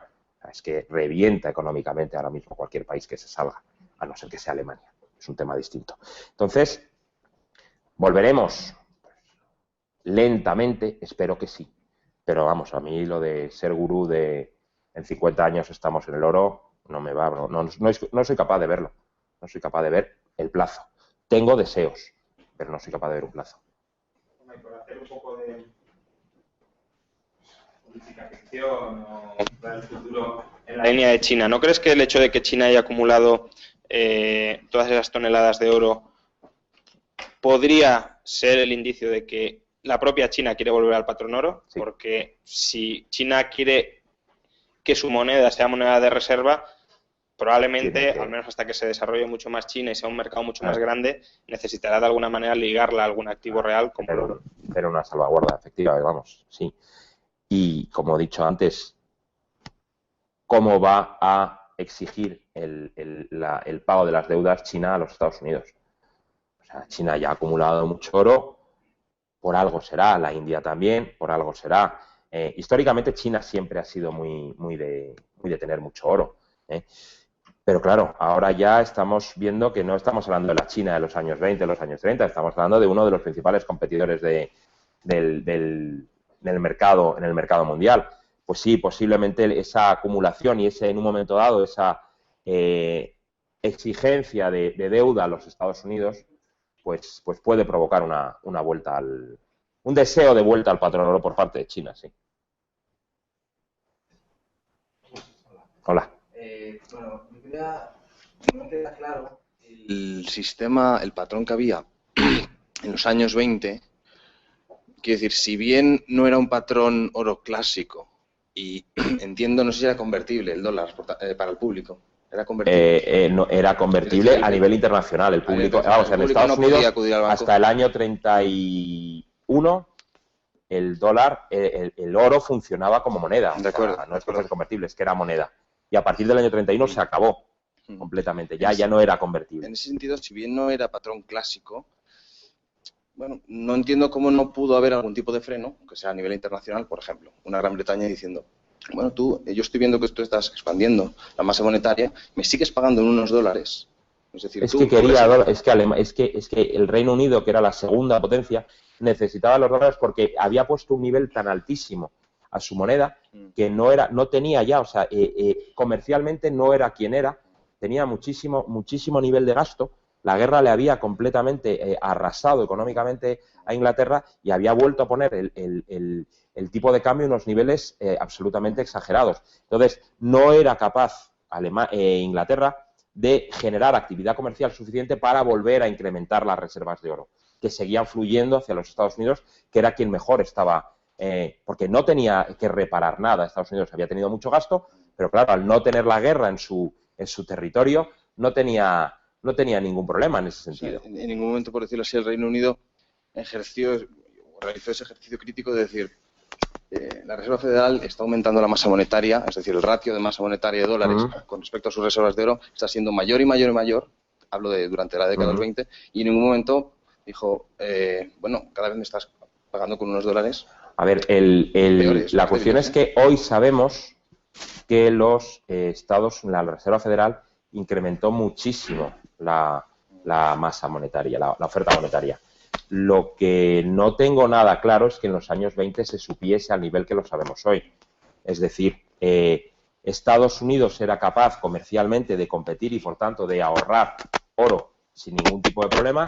Francia devaluó su moneda y acumuló una cantidad bestial de oro. Francia le fue muy bien durante los años 20 y, en cambio, el Reino Unido, en el periodo 24-31, que mantuvo el patrón oro, al tipo de cambio que había de preguerra que había planteado, era absolutamente inviable porque no generaba la actividad para que el resto de países demandasen la libra y le mandasen a cambio el oro necesario para recuperar ese nivel. Entonces tuvo unos problemas gordísimos, pero no eran derivados de lo mal que lo estaba haciendo, lo demás lo pongo evidentemente entre comillas, lo mal que lo estaban haciendo otros, sino que eran propios, eran unos problemas propios derivados de la gestión del Estado y de la gestión comercial que se estaba llevando a cabo por parte de Inglaterra. Inglaterra no recibía dólares. Claro. Inglaterra era todavía deficitario en términos de comercio exterior y estaba expandiendo en términos relativos todavía más que Estados Unidos. Ahí el único país que tenía capacidad para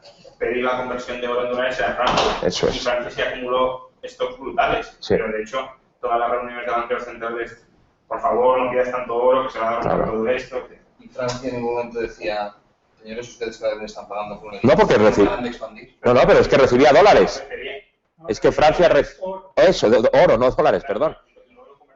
Claro, Francia estaba forrándose completamente, o sea, tenía unos niveles de divisas de oro, de reserva de oro, espectaculares. El problema fue Inglaterra, que lo que fue es perdiendo ese oro. Juan Manuel, Dime. muy interesante, algunos detalles. Es verdad que los países que abandonan el patrón oro se recuperan económicamente antes. Eso es verdad, es que eso no se puede negar. Entonces, las estadísticas es verdad. No. Lo que hay que decirles es, ¿cuál es la eso forma? es obvio. Es decir, si yo soy insolvente, me declaro moroso y no me pasa nada, es decir, le traslado mi problema a mis acreedores y que se apañen ellos, yo me voy a recuperar, ellos se van a hundir aún más o van a tener al revés que declararse ellos morosos frente a sus acreedores. Por eso los últimos son los que... Y por eso Francia estaba tan preocupada, porque Francia parecía que era la única que quería cumplir y por eso acumulan tantísimo oro. Hay un economista que se llama Douglas Irwin que les culpa a los franceses por acumular tanto oro cuando todos los demás necesitaban ese oro. Y dices, oigan, los franceses eran los únicos que parece que se estaban portando bien, deseosos de cumplir sus promesas, mientras todos los demás estaban incumpliéndolas o a punto de hacerlo. Otra cosa, has mencionado que los monetaristas como que no consideran que no existe la velocidad del dinero. No consideran que no existe, lo que consideran es básicamente que no es relevante o que no cambia, que solo lo he simplificado demasiado. Que basta con fijarse en la cantidad. Luego, defendiendo un poco a Friedman... Yo defiendo mucho a Friedman. El problema de Friedman es que no ve lo que ha pasado antes y solo ve lo que está pasando durante la recesión. Entonces, es verdad que hay tantos bancos quebrando, aunque hay que matizar, quiebran muchísimos bancos porque Estados Unidos tiene un sistema bancario anómalo, donde hay muchísimos bancos muy pequeñitos. Entonces, cuando dicen que quiebran cientos o miles de bancos, ¿vale? Pero no es el fin del mundo como aquí, porque son bancos cada uno de su pueblo. Eso es. Entonces el problema es que eso destruye medios de pago, porque todos esos bancos, pues estando quebrados o no pudiendo, pues no pueden crear medios de pago. Entonces es verdad que la masa monetaria al final cae muchísimo. Friedman parece que no entiende que es que eso es el proceso normal a toda la inflación de medios de pago que has creado antes. Eso es crédito insostenible, que esa es deuda que no se va a pagar, eso se va a destruir.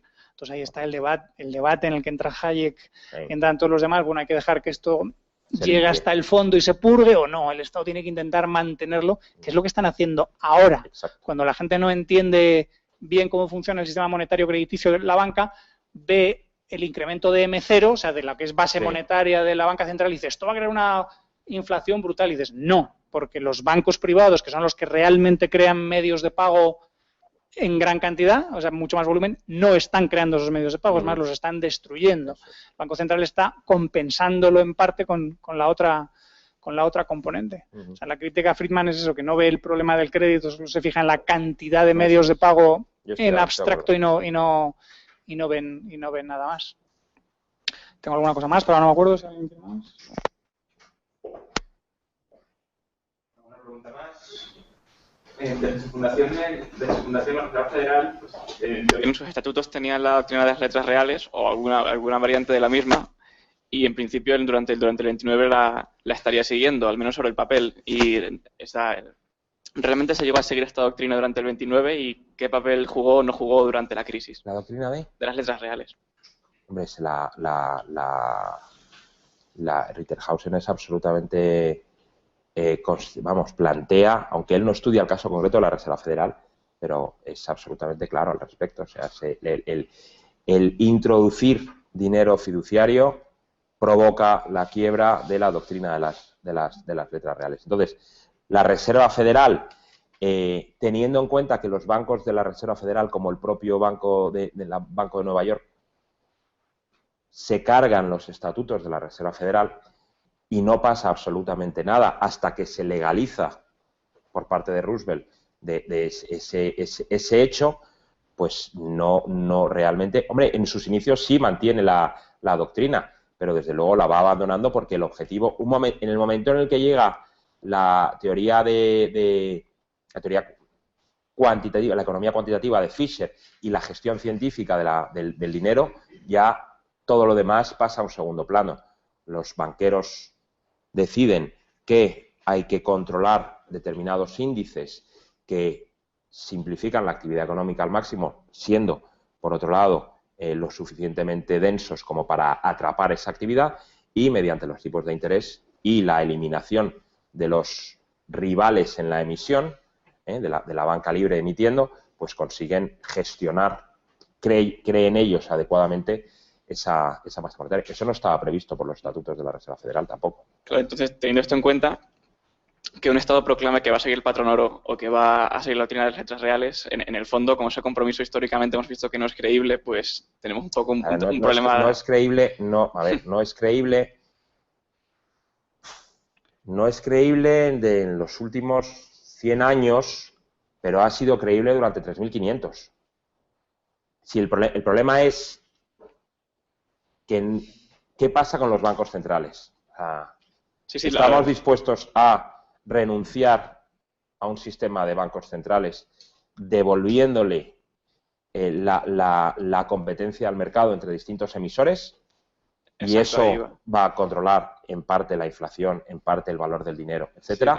O seguimos, claro, es que va todo ligado. La única manera de tener un patrón oro estable es que también hay una banca libre que lo discipline. Claro. Eso.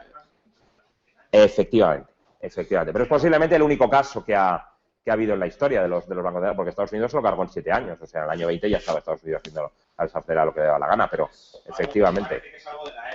Sí, yo creo que sí, que es el tal volumen de crédito en el mercado genera, y luego la introducción del pensamiento, por un lado keynesiano y por otro el pensamiento cuantitativista de la gestión científica del dinero, pues yo creo que provocan efectivamente y el deseo de tener un banco central donde alguien o el Estado pueda tener ese control sobre el dinero en circulación y en general el dinero, vamos. Una cosa, creo que es mejor que no utilicemos expresiones como que ha habido un patrón oro durante miles de años, porque no era patrón. Un patrón oro lo ha habido durante decenios, quizá un par de siglos si metes solo Inglaterra. Lo que ha habido es oro como dinero, y luego oro más sustitutos monetarios con las reservas de oro centralizadas en bancos centrales, que ese es el experimento final, que era el sistema, digamos, más sofisticado, pero que al final... Ha habido oro circulando como moneda durante miles de años. Que es el que petó. Sí, tienes toda la razón. Luego, hay otra cosa que me ha sorprendido que no dijeras, es que el patrón oro anómalo tenía nombre. Se llama Gold Exchange Standard. Sí, el Gold Exchange. Sí, es que no lo has dicho en un patrón de cambio utilizado en un momento dado. O sea, que para cuando la gente dice, no, es el patrón oro lo que ha creado la crisis del 29. El patrón oro desaparece con la Primera Guerra Mundial. 1913-14, adiós. Sí, creo que lo he dicho. El patrón oro clásico desaparece y se sustituye por el patrón de cambio que he utilizado en la terminología nuestra. Y hay un factor que también algunos economistas le dan mucha importancia, que tú no lo has mencionado, que son las barreras comerciales. Que si te fijas en los problemas de cómo va la bolsa en esos meses del 29, en esos momentos cuando en el Congreso de Estados Unidos se está discutiendo la Smoot-Hawley, la ley de aranceles y tarifas y todo esto. Entonces, cuando realmente se ve que se va a llevar a cabo es cuando empieza a haber muchísimos problemas. Y es que eso, claro, Alemania tenía que realizar pagos todavía por la Primera Guerra Mundial. Y luego todo el comercio internacional dependía del sistema crediticio, en el sentido de que eso no lo pagas directamente, sino que lo pagas mediante crédito. En el momento que pones trabas muy grandes al comercio internacional, va a haber un montón de deudas pendientes que es que no se van a poder pagar, porque no vas a dejar fluir a los bienes con los cuales luego los otros obtengan el dinero para pagar. Cuando renuncias al comercio multilateral y pasas al comercio bilateral, con Alemania y en general entre todos. La creación de aranceles, efectivamente, y el reventar el comercio internacional de esa manera fue una causa fundamental. Lo que pasa es que tenía que resumir, eran muchas cosas y no podía meterme en todo, pero sí. Las primeras quiebras de bancos fueron bancos de exportación en Estados Unidos. Bancos muy vinculados a la actividad comercial.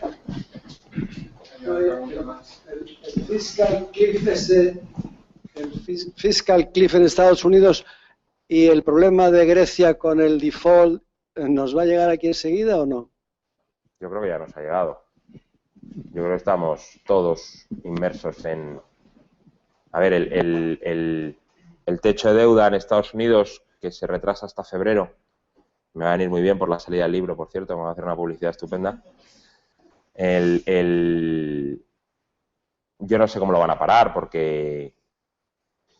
Pero vamos, nos va a afectar eso, nos afecta el posible default de Grecia si finalmente se produce más de lo que se ha producido hasta ahora. Y sí que nos va... Ya estamos, o sea, estamos metidos en la vorágine porque no podemos evitar ser parte del mundo globalizado, por mucho que haya personas que no quieran serlo, formamos parte de él y entonces, bueno, pues la actividad comercial que nos rodea, el problema que tienen los problemas de los Estados Unidos, los problemas de Grecia, los problemas de Alemania, los problemas de todos, nos afectan en mayor o menor medida en función de cuál sea.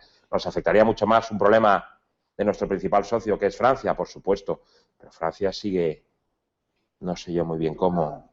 Sí, muy tocada, pero yo llevo diciendo que está muy tocada desde hace 3 años y sigue muy tocada, pero ahí está. Ahí está. Dime.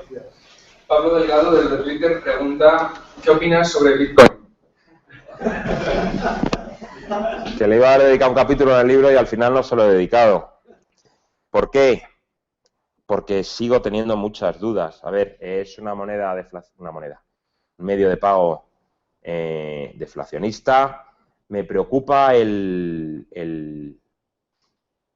idea es buena, pero me preocupa que está controlada. O sea, que alguien tiene acceso al algoritmo.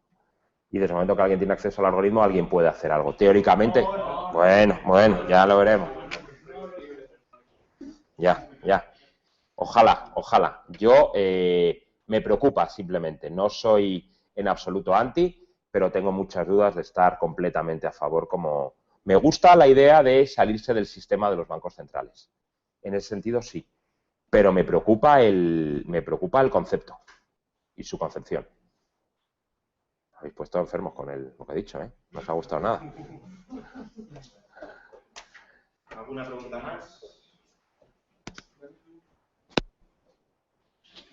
¿Nadie quiere preguntar nada más? Bueno, pues entonces damos por concluida la charla, la muy interesante charla de hoy. Y como a todos los ponentes, pues te vamos a regalar un libro. No sé si lo has llegado a tratar en tu libro del Patrón Oro, pero un gran enemigo del Patrón Oro y de muchas libertades también, Abraham Lincoln. Pues tenemos la biografía aquí, el verdadero Lincoln de Thomas Di Lorenzo, para que, bueno, pues si no lo has estudiado ahora, lo puedas estudiar en el futuro. Hay un capítulo dedicado a los greenbacks. Hay un capítulo dedicado a los greenbacks. Así que sí. Bueno, muchísimas gracias. Gracias a todos.